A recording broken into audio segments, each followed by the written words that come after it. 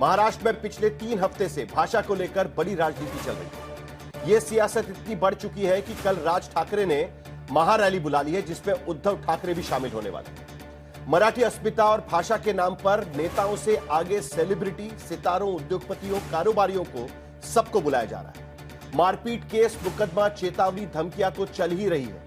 अब बात टोपी दाढ़ी तक पहुंच चुकी है।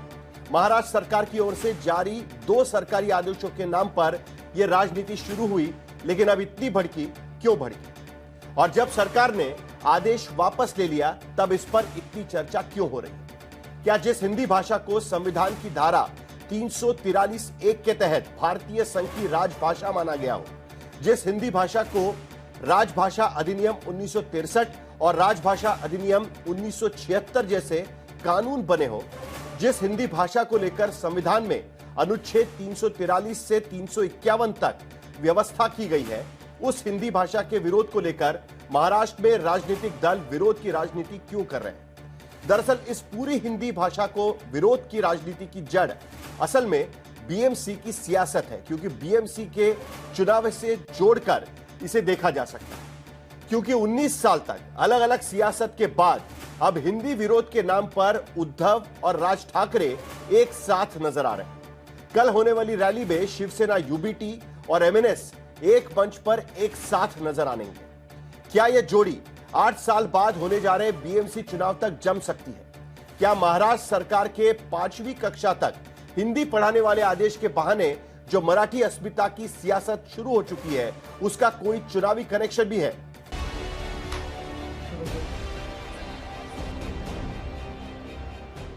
महाराष्ट्र में भाषा के बहाने ऐसी सियासत मची कि कहीं दुकानदार से मारपीट की जा रही, कहीं कान पकड़कर माफी मंगवाई जा रही, कहीं कान के नीचे लगाने की धमकी दी जा रही, तो कहीं टोपी वालों को छूने की चुनौती दी जा रही। क्या नेता, क्या अभिनेता, क्या कारोबारी, क्या निवेशक, जंग में सब कूद पड़े। हालात ये, मारवाड़ी समुदाय के विरोध प्रदर्शन और मांग के बाद मारपीट करने वाले 7 आरोपियों पर मुकदमा तो हो गया, लेकिन राजनीति थमी नहीं। That if you provoke us, you will get a slap. जिन्होंने हिंदुओं के ऊपर हाथ उठाया है, हमारी सरकार उनके ऊपर खिलाफ काम करेगी। एक तरफ महाराष्ट्र सरकार के एक मंत्री कहते हैं हिंदुओं पर हाथ उठाने वाले पर कार्रवाई होगी, दूसरी ओर महाराष्ट्र के दूसरे मंत्री कहते हैं मराठी का अपमान करने वाले पर कार्रवाई होगी। महाराष्ट्र में मराठी तो बोलनी ही पड़ेगी। अगर मराठी नहीं आती है तो आपका ये एटीट्यूड नहीं चलेगा कि हम मराठी बोलेंगे नहीं। हम कोशिश करेंगे ऐसा, और बता सकते हैं, बोल सकते हैं।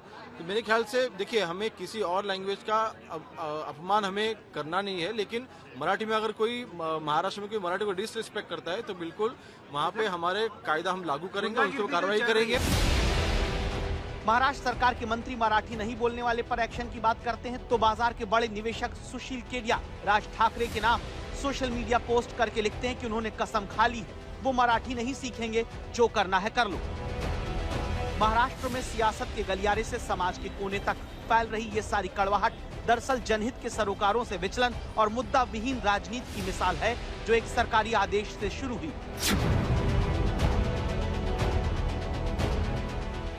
महाराष्ट्र की महायुति सरकार की ओर से देश की नई शिक्षा नीति के अनुरूप पहले 16 अप्रैल फिर 17 जून को सरकारी आदेश पारित हुआ, जिसमें राज्य में कक्षा 1 से 5 तक मराठी और अंग्रेजी माध्यम के स्कूलों में तीसरी भाषा के रूप में हिंदी पढ़ाना आवश्यक किया गया। फिर क्या था, 5-10 साल के बच्चे हिंदी न सीख जाएं। बीएमसी चुनाव से पहले मुद्दा वोट और जनाधार की तलाश में 2 दशकों से तरस रहे राज ठाकरे मैदान में कूद पड़े। सवाल खड़े किए जाने लगे कि महाराष्ट्र में हिंदी भाषा क्यों थोपी जा रही? हिंदी अनिवार्य करने से मराठी एकजुटता खंडित हो जाएगी। 5वीं क्लास तक हिंदी पढ़ाने से मराठी अस्मिता पर खतरा है। इस फैसले को गुजरात में लागू क्यों नहीं किया जा रहा? बच्चों को स्कूल में हिंदी पढ़ाने के नाम पर नाराजगी इतनी बढ़ने लगी कि राज ठाकरे ने 5 जुलाई को महारैली का ऐलान कर दिया। 19 बरस तक जुदा रहे राज उद्धव एक साथ आने को तैयार हो गए। आम जनता से मारपीट, हिंसा, धमकी, चेतावनी शुरू हो गई। मामला बढ़ने लगा तो मराठा आरक्षण के मुद्दे से हुए नुकसान की जली सरकार ने चिंगारी भड़कने से पहले 16 अप्रैल और 17 जून को जारी सरकारी आदेश वापस ले लिया। यहाँ तक हिंदी को कंपलसरी सिखाने का सवाल है, तो इस संदर्भ में जो निर्णय हुआ था, उन्हीं के कार्यकाल में कमेटी बनी थी। उस कमेटी में उनके उपनेता भी थे उसी कमेटी ने निर्णय लिया था, उस निर्णय को कैबिनेट ने उनके ही स्वीकारा था। भाषा के नाम पर महाराष्ट्र में ध्रुवीकरण की कोशिश नाकाम होती देख मारपीट, धमकी, बयानबाजी का नया दौर शुरू हुआ, जिसकी परिणति हिंदी मराठी से आगे टोपी दाढ़ी तक पहुंच गई। वो जो दाढ़ी वाले और गोल टोपी वाले क्या मराठी में बात करते क्या? शुद्ध मराठी में बात करते हैं क्या? जावेद अख्तर क्या मराठी में बात करता है क्या? आमिर खान क्या मराठी में गाता है क्या? कचरा को मैं जवाब नहीं देता। दरअसल महाराष्ट्र सरकार ने राष्ट्रीय शिक्षा नीति 2020 के तहत प्राथमिक शिक्षा में चरणबद्ध रूप से लागू की जा रही भाषा नीति के तहत हिंदी की पढ़ाई शुरू करने का फैसला लिया था, क्योंकि इससे पहले भी उद्धव ठाकरे सरकार के दौरान डॉक्टर रघुनाथ माशेलकर की अध्यक्षता में गठित टास्क फोर्स ने 14 सितंबर 2021 को जो 101 पन्नों की रिपोर्ट सौंपी, उसमें कक्षा 1 से 12 तक अंग्रेजी और हिंदी को अनिवार्य दूसरी भाषा बनाने की सिफारिश की थी, जबकि उच्च शिक्षा में मराठी को प्राथमिकता देने की बात थी। तब उद्धव सरकार इस रिपोर्ट को लागू करने के पक्ष में थी, लेकिन अब उसका राजनीतिक विरोध कर रही है, क्योंकि महाराष्ट्र और खासकर मुंबई में 5-6 दशक से मराठी अस्मिता के नाम की सियासत कर रहे ठाकरे परिवार को बीएमसी चुनाव सामने नजर आ रहा है।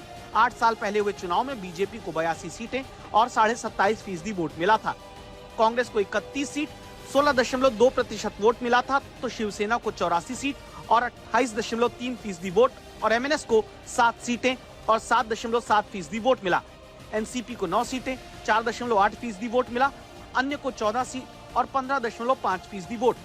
अब अगर हिंदी विरोध के नाम पर ही सही उद्धव राज साथ आते हैं तो बीजेपी की सीटें घटकर 64 हो जाएंगी, कांग्रेस की सीटें घटकर 25, शिवसेना एमएनएस मिलकर 118 सीटें और 36% वोट पालेंगे। बाकी एनसीपी की 1 सीट घटेगी, अन्य की 2 सीट। बस इसी उम्मीदों अनुमानों में शायद हिंदी विरोध के बहाने उद्धव राज को एकजुट होने का मौका तलाशा गया, वरना 5वीं तक के बच्चों को हिंदी पढ़ाने से मराठी अस्मिता के नष्ट होने का कोई तर्क नजर नहीं आता।